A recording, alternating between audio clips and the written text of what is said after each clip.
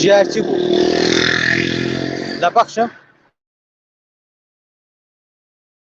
باش لە کەرکووک ئەمڕۆکە ئەنجامەکان ڕاگەاندرا لە بەپێی ئەو زانیاریانەیەکەوە هەیە و کۆمیسیۆن ئەمڕۆکە ڕاگەیاند لە کەرکووک کورد توانی 6 کورسی بەدەست بێنە لە کۆی 12 کورسی پارێزگاکە کە ئەمەش 150 کورسەکانی ئەو پارێزگا دەکات و هەروەها لە ئەمە کاتیدا پێکهاتەی ترکمانی 2 کورسی بەدەستێنا و هەرچی پێکهاتەی عەرەبیشە کە توانی 4 کورسی بەدەست بێنە. بنەمەوێت هەنێک داتا و ئەمەر لەسەر ئەو بابەتە بخەمە ڕوو کە لە کەرکووک شاخەوان عەبدوڵڵا کاندیدی پارتی دیموکراتی کوردستان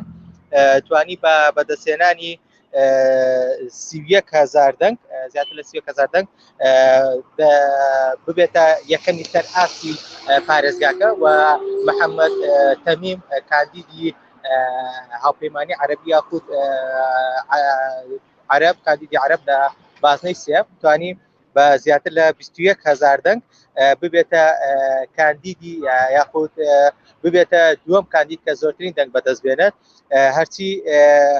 ئەشە ساڵحیە کاندیدی ترکمان لە کەرکووک توانی بە بەدەستێنانی زیاتر لە 19,500 دەنگ ببێتە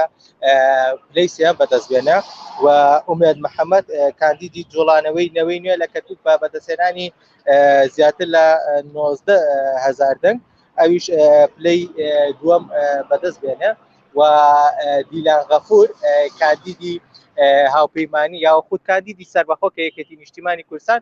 پشتگیری دەکرد و نزیک لە یەکێتی نیشتیمانی کوردستان توانی بە زیاتر لە 18,000 دەنگ ببێتە دووەم دەنگ. ئەمە باسەوە کەم کە سەباح حەبیب کاندیدی هاوپەیمانی کوردستان لە بازنەی یەکەم توانی دەنگێکی باش بەدەست بێنێت و پلەی سێمی هێناوە و مهەیمەن حەمدانی کاندیدی عەرەب یەکەم جارێتی لە ناوچەیەکی کوردی پلەی پێنجەم بەدەست بێنێت و